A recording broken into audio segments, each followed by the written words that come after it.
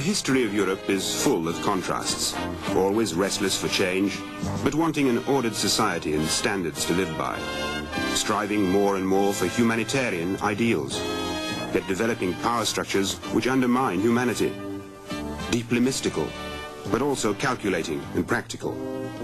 Throughout its history, Europe has shown an unlimited capacity, both to create and destroy. After 2 world wars had brought Europe to the edge of a precipice, Europeans made a fresh attempt to come together and combine their strength. On the 25th of March 1957, the Treaties of Rome were signed.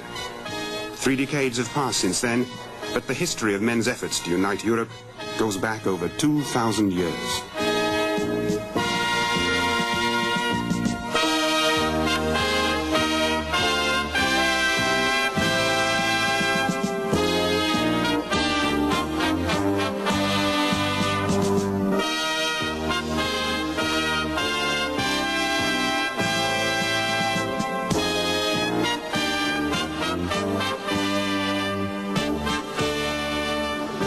The spirit of restlessness, which has been such a driving force in European history, has left its mark on the continent.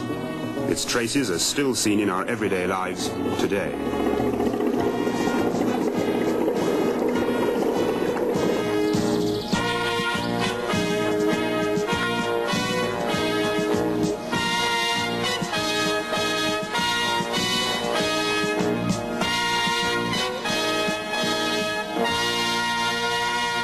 The birth of the Western world. The earliest cultural impulses that Europe felt emerged from the darkness of the past. The first classical forms developed in Greece, temples like the Parthenon in Athens reflecting a higher concept of the world, or sculptures whose beauty set unforgettable standards for European art.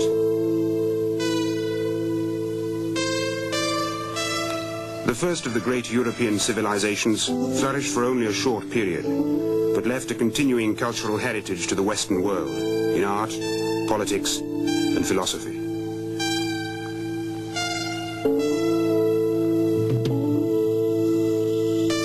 In Delphi stands the temple of Apollo, the god of prophecy, of philosophy, and of poetry. A new spiritual and intellectual life opened up in Europe. It was Alexander the Great, through his conquests, who spread this Greek civilization to the ancient world. Alexander's empire did not last for long, but its spirit shone forth and lit the way forward for Europe.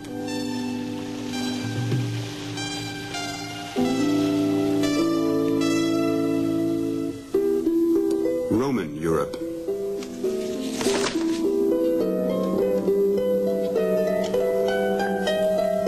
Even today, Rome is full of buildings which remind us of its glittering history. The Colosseum, where thousands of people gathered to watch lavish, often cruel spectacles. The Stadium, where the Romans held their famous chariot races.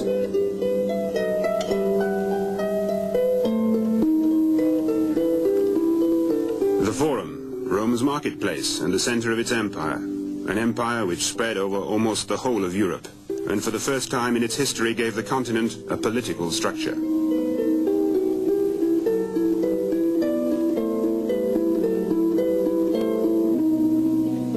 The Roman legions which conquered Europe brought universal Roman law and their language, Latin, a unifying link which laid the foundations for later Europe-wide developments like the spread of Christianity and the Age of Enlightenment.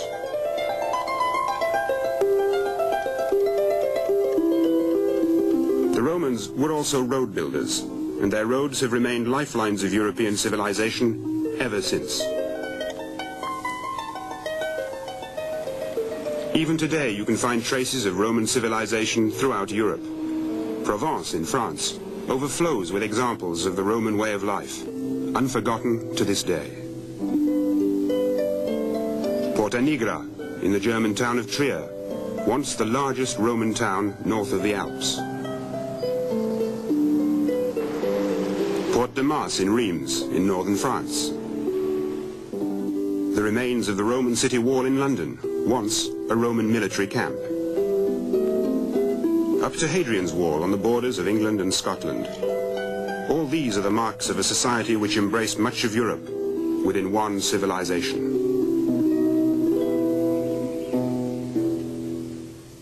The spread of Christianity. With the beginning of the Middle Ages, monasticism became the new torchbearer of European unity. In Rome, the propagation of Christianity had quickly become linked with the interests of political power, but in the relative poverty of the Irish monasteries, it became a purely spiritual mission, fired by a religious conviction alone.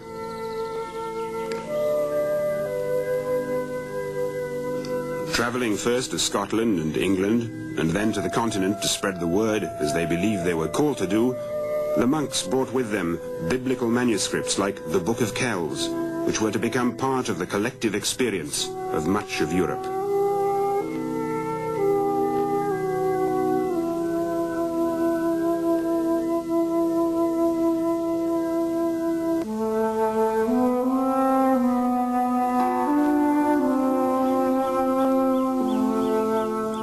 In the Crusades, the papacy reinforced its links with secular power. And as before, it was monasticism which tried to purge Christianity of its secular taint. This time, the impetus came from Italy, and as previously, the movement called for the practice of intense spirituality. Groups spread the message of Francis of Assisi all over the world. Even today, St. Francis is revered by all Christians. Thanks to the efforts of the monks, Europe had found a new basis for understanding. It had become Christian.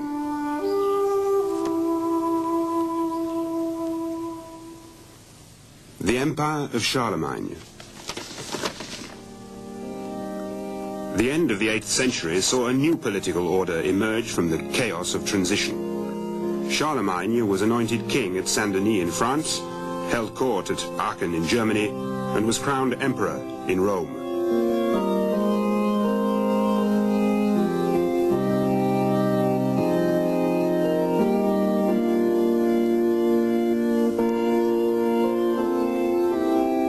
During his reign, the ideas of universality and European unity revived, partly because the empire was a single legislative area, and partly because posts and honors were allocated centrally.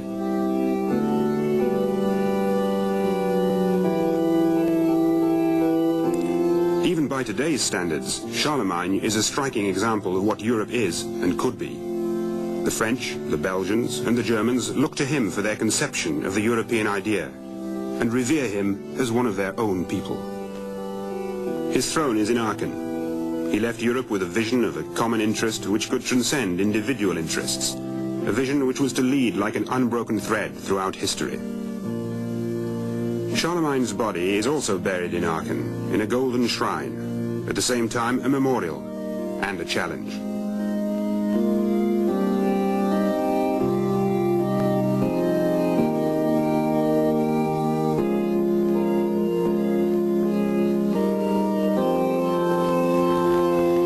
The Age of Nations.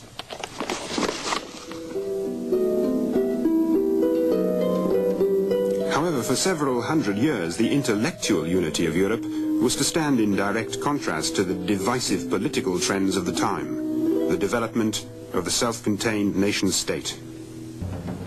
Napoleon, the first modern politician of our times, became the deliverer of France and the ruler of Europe.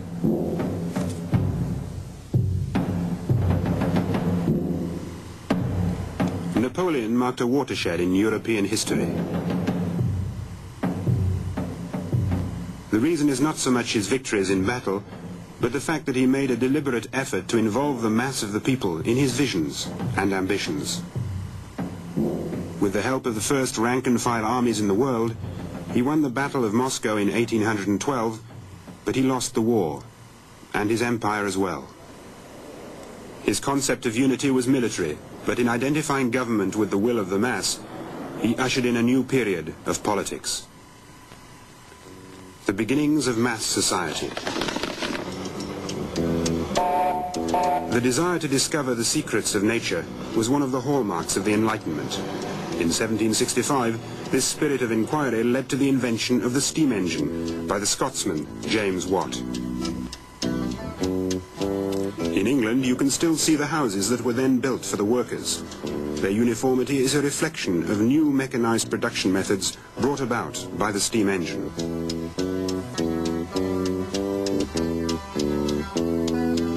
The European economic order was not ready for such a radical change. The traditional social system which offered satisfaction and security to the individual was destroyed in the name of progress, and the masses of the French Revolution became the proletariat of the industrial era.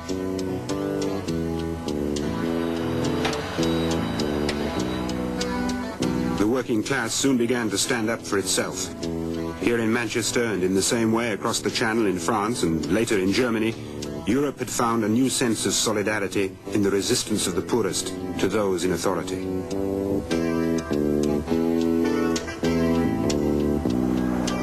Internationalism was to become the aim of progress. Friedrich Engels, son of a German factory owner whose home can still be seen in Wuppertal, became a spokesman for the working class in England. He described their plight in a book which caused a sensation all over Europe.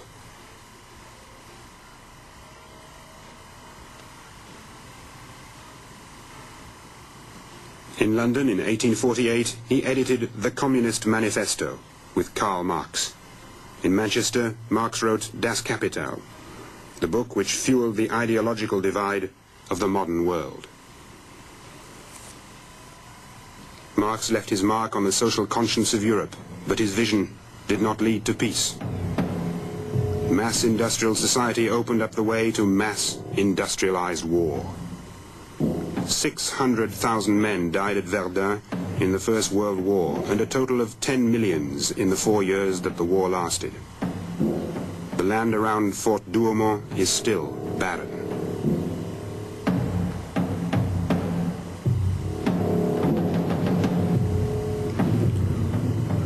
In the Second World War, 28 million combatants lost their lives.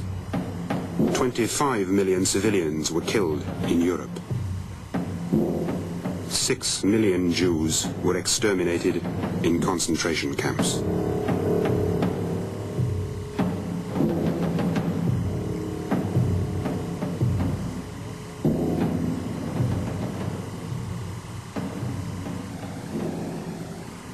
The experience of 20 centuries had led Europeans not to a better life, but to a precipice with the promise and achievement only of death.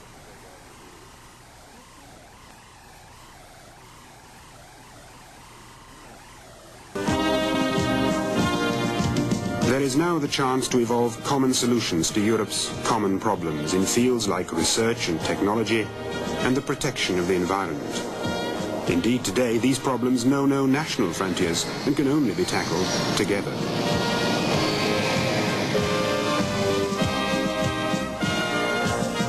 Europe is a political idea, but not an abstract ideal. Its history is a story of 20 centuries of unrest and change, of people looking for a structure in society and standards by which to live. It stands for the unflagging desire to find new ways of providing freedom and security for its inhabitants. Its varying traditions of democracy have now merged in the hope and the opportunity of a European Parliament. The dynamic of 20 centuries has received new expression.